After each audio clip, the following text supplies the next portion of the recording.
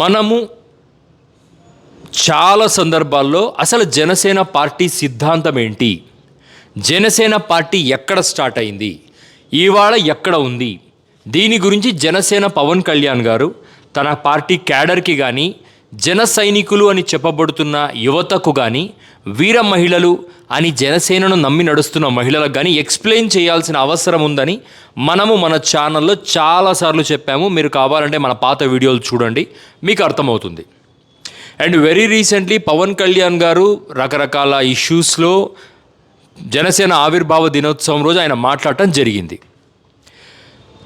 ఇదే మీటింగ్లో ఆయన మీద ఆయనే కౌంటర్ వేసుకుంటూ ఒక national journalist coming from the Hindi belt ఇన్ని ఐడియాలజీస్ పవన్ కళ్యాణ్ ఎందుకు మార్చాడు అన్న ఒక పాయింట్ని లేవదీశాడంట. ఈయనకు ఆర్టికలే పంపించాడంట. లెఫ్ట్ నుంచి రైట్కి, రైట్ నుంచి సెంటర్కి షిఫ్ట్ అయిన పవన్ కళ్యాణ్ అని చెప్పి ఆ జర్నలిస్ట్ అడగటం, దానికి ఇతను కౌంటర్గా 12 ఏళ్లుగా పోరాడుతున్నాము, 7 సినిమాలలోనే నేను సూపర్ స్టార్ అయిపోయాను, మీరందరూ ఓజీ ఓజీ అని పిలిచే స్థితిలో నేనున్నాను, ఇటువంటి నాకు ఐడియాలజీ లేకుండా ఎలా ఉంటుంది అని పవన్ కళ్యాణ్ గారు చెప్పటం జరిగింది. దీని గురించి నేను 2 ముక్కలు మాట్లాడతాను.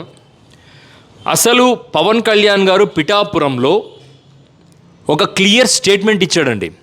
చాలామంది ఏమనుకుంటున్నారంటే పవన్ కళ్యాణ్ సీఎంకి అభ్యర్థి, జనసేనలో పవన్ కళ్యాణ్కి భవిష్యత్తు ఉంది, ఆయన సీఎం అవుతారు ఎప్పటికైనా రాష్ట్రానికి అని జన సైనికులు కానీ, వీర మహిళలు కానీ చాలా పెద్ద ఎత్తున ఆశలు పెట్టుకున్నారు. కానీ పవన్ కళ్యాణ్ గారు మాత్రం చాలాసార్లు చంద్రబాబు నాయుడు గారు సీఎం పదవి ఇచ్చినప్పటికీ, పవర్ షేరింగ్ చేసుకునే అవకాశం వచ్చినప్పటికీ హీ రిజెక్టెడ్ దట్ ఆపర్చునిటీ. నేను కూడా చాలాసార్లు ఆలోచించానండి, ఎందుకు ఈయన ఇంత పెద్ద ఆపర్చునిటీని, ఆంధ్రప్రదేశ్కి ముఖ్యమంత్రి అయ్యే ఆపర్చునిటీని ఎలా వదులుకుంటున్నాడు? రాజకీయం నేర్చుకోవడానికి ఇంత టైం తీసుకున్న పవన్ కళ్యాణ్ ఈ 5 ఏళ్లలో ఏం సాధిస్తాడు? ఒకవేళ నెక్స్ట్ టర్మ్లో పవన్ కళ్యాణ్ రాలేకపోతే, కూటమి గెలవలేకపోతే ఏంటి పవన్ కళ్యాణ్ పరిస్థితి? సీఎం పదవి లేకుండా మళ్ళీ ఇంకొక టర్మ్ ఉండగలడా అన్నది నా క్వశ్చన్.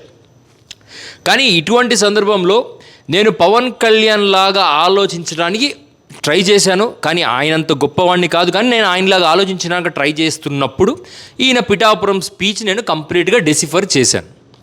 ఈ స్పీచ్లో పవన్ కళ్యాణ్ గారు చెప్పిన మాటల బట్టి నాకు అర్థమైంది ఏంటంటే, పవన్ కళ్యాణ్ గారు సీఎం పదవికి పోటీ పడటం లేదు.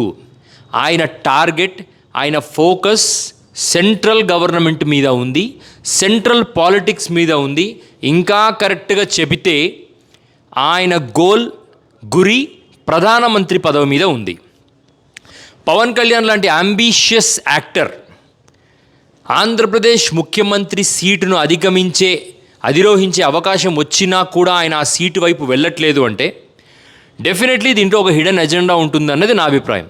సో దీని పట్ల నేను బాగా ఆలోచించాను. At the same time Pawan Kalyan గారి స్పీచ్ని మొత్తం విన్నప్పుడు ఆయన తన పార్టీ ఐడియాలజీని ప్రజలకు చెప్పడానికి ట్రై చేశాడు.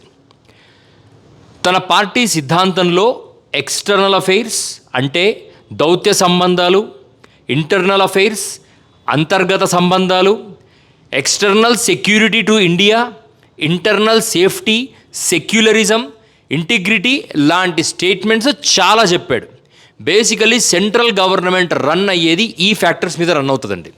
ఒక స్టేట్ పాలిటిక్స్ని డిసైడ్ చేసే ఒక పొలిటికల్ పార్టీ ఎక్స్టర్నల్ సెక్యూరిటీ గురించి ఆలోచించదు, ఎక్స్టర్నల్ అఫైర్స్ గురించి కూడా ఆలోచించదు, దౌత్య సంబంధాల గురించి ఆలోచించే పార్టీ ఏదైనా ఉంటుందంటే అది ఖచ్చితంగా నేషనల్ లెవెల్ పార్టీ అయి ఉంటుంది.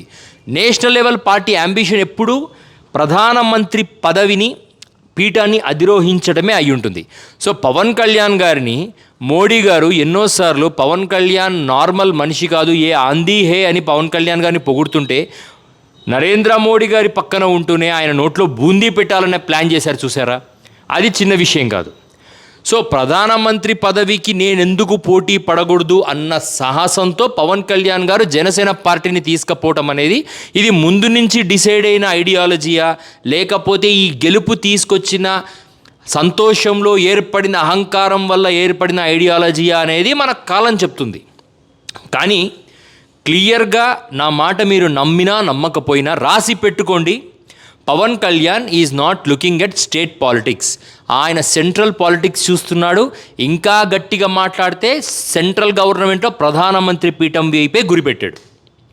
వినటానికి ఇది కొంచెం అబ్సర్డ్గా అనిపించినా, ఎగ్జాగరేటెడ్గా అనిపించినా this is the truth. And ఇక పవన్ కళ్యాణ్ గారికి నా వైపు నుంచి 3 ప్రశ్నలు. ఎందుకు అంటే ఈ 3 ప్రశ్నల్లో ఆయన సమాధానం, ఆయన భవిష్యత్తుని ఆయన ఎలా తీసుకెళ్తున్నాడు అనేది మనకు అర్థమయ్యేలా చేస్తుంది. ఏంటి అంటే బీజేపీ ఎత్తుకున్న హిందుత్వ అనే ఒక ఐడియాలజీని పవన్ కళ్యాణ్ క్యారీ ఫార్వర్డ్ చేస్తున్నారా? నెంబర్ 1. నెంబర్ 2, బీజేపీతో ప్యారలల్గా తను కూడా ఒక హిందుత్వ మూమెంట్ని రన్ చేస్తున్నాడా? నెంబర్ 3, బీజేపీతో సంబంధం లేకుండా హిందుత్వ మూమెంట్ని ఎత్తుకున్నాడా? ఈ 3ట్లో ఏదో ఒక ప్రశ్నకైతే సమాధానంగా పవన్ కళ్యాణ్ యాక్షన్స్ సాగుతున్నాయి. సో రైట్ నౌ ఇప్పుడు ఆయనకున్న 21 అసెంబ్లీ స్థానాల వల్ల వచ్చిన బలం వల్ల ఆయన బీజేపీ డైరెక్ట్ చేసిన హిందుత్వ పార్టీని, హిందూయిజాన్ని నెత్తిన పెట్టుకొని ట్రావెల్ చేస్తున్నాడని నేను అనుకుంటున్నా.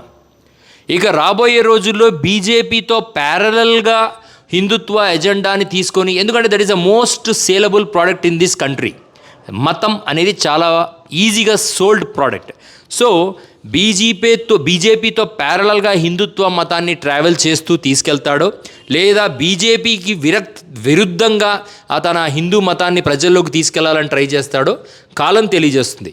ఏదేమైనా పవన్ కళ్యాణ్ గారి గోల్ నేషనల్ ఆస్పిరేషన్స్ అన్నది నా అనాలిసిస్. దాన్ని మీరు సమర్థించినట్టయితే you can just subscribe the channel. ఈ వీడియోని షేర్ చేసి లైక్ చేయండి. Thank you.